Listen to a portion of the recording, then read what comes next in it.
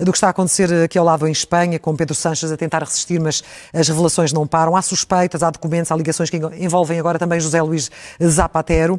O Sánchez tem ainda condições ou não para continuar no poder? Como é que ele está a conseguir manter-se com tudo isto a acontecer? É preciso perguntar quão fundo Sánchez vai arrastar a Espanha consigo para esta crise, que já não é uma mera crise governamental, mas uma crise institucional e até do próprio Estado de Direito. A imagem mais simbólica deste fim de semana foi uma conferência de imprensa dada por Sánchez na Moncloa, portanto no Palácio Governamental, sem qualquer jornalista na sala de imprensa. Ele falou sozinho e não havia nem uma única pessoa. Havia a sua assessora de imprensa sentada lá num cantinho, naquelas dezenas de lugares vazios. Sánchez é um homem só no poder, mas dono de uma máquina que é um polvo que agora já não é só Ábalos, já não é só Santos Serdán e Koldo, agora já se percebeu que envolve muito mais ministros, e não só outros ministros. Agora já temos o escândalo do resgate da Air Europa, que era uma empresa, uma companhia aérea privada que foi resgatada com termos leoninos para o Estado espanhol, que na altura foi Sánchez a liderar a fase final das negociações, e com a mulher dele que tinha trabalhado, a mulher de Sánchez, Begoña Sánchez, que tinha trabalhado também para o consórcio da Air Europa uns anos antes. Mas, quer dizer, coisas inacreditáveis o que sabemos hoje sobre a questão da corrupção. Na verdade, estamos a falar de corrupção. Prostituição. Agora, como tudo aquilo era também uma rede de prostituição, utilizavam-se prostitutas não só para satisfazer Ábalos, que dizia-se um feminista, sou um feminista porque sou socialista, dizia ele, aplaudido por todo o PSOE e por todo o SUMAR, quando na verdade fala inclusivamente da degradação que é a prostituição. Agora sabe-se o recurso que ele teve a prostitutas para fruição pessoal, mas não só. Eles usavam as prostitutas para aliciar contratos nas adjudicações de obras públicas.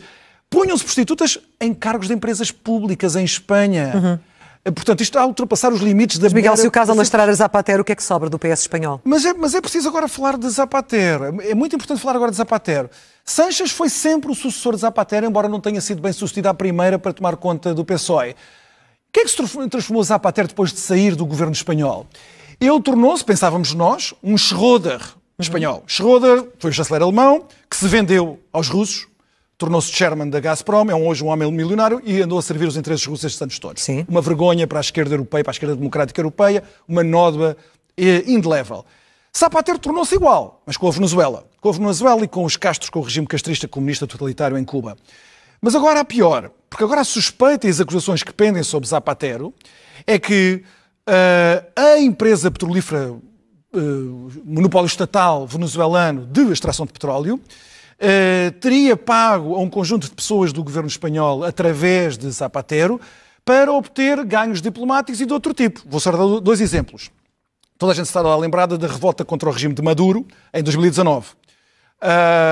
E na altura Juan Guaidó tornou-se uma espécie de presidente que contestava as eleições fraudulentas de Maduro. E a Europa reconheceu Juan Guaidó como uma espécie de presidente interino. Espanha também, em 2019, Sánchez também.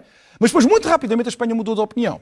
E agora o que se diz foi que foi a influência de Zapatero, por subornos ao governo espanhol e que envolveria o próprio Sánchez, para mudar essa posição diplomática. É muito sintomático que no Twitter, Juan Guaidó faz as piores denúncias a Sánchez e a Zapatero nestes termos que eu estou a dizer. Guaidó não veio para a Espanha viver?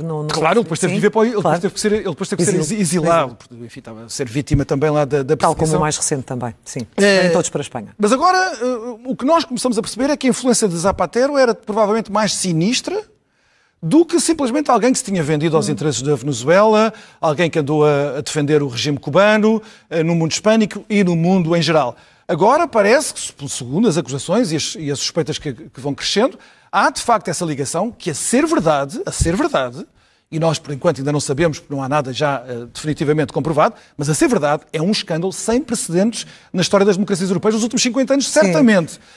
Poderia ser só falta de decência, mas é muito mais do que isso. Há muito mais do que isso. E agora o que parece que a estratégia de Sánchez é de fuga para a frente, a tentar condicionar o juiz a uma declaração veemente de um ex-presidente do Supremo Tribunal espanhol, onde ele diz que o Estado de Direito está em risco por perseguição à independência do Poder Judicial. E agora chegou a altura de os políticos portugueses, porque a esquerda portuguesa, não só Bloco de Esquerda, o LIVRE também, como aliados do Mais Madrid, do SUMAR e do Podemos, mas o PS português, como aliado do PSOE, está na altura de deixar o seu silêncio. porque são muito rápidos a falar dos atentados ao Estado de Direito nos outros países europeus, porque os há, no leste da Europa.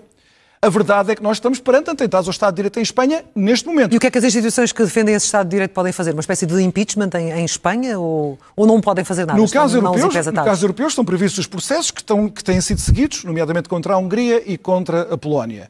Apesar de tudo, a Espanha é um país muito mais influente nas instituições europeias e tem conseguido bloquear qualquer tipo de discussão a esse nível. Mas parece-me que os indícios nesta fase que pendem já sobre Sanches e as responsabilidades de Sanches, para além de abranger uma quantidade de gente muito grande do PSOE, um partido que no dia antes das rusgas à sua sede em Madrid encomenda um caminhão para fazer sair caixas com provas para escapar à justiça. Isso é obstrução de justiça. Claro. Um partido que está no governo fazer uma coisa dessas. Portanto, a Europa tem que estar de olho nisto, mas o que eu estou a dizer é que a nossa esquerda portuguesa, tão aliada da esquerda espanhola, também tem que se pronunciar sobre isto. Não podem ficar em silêncio eternamente.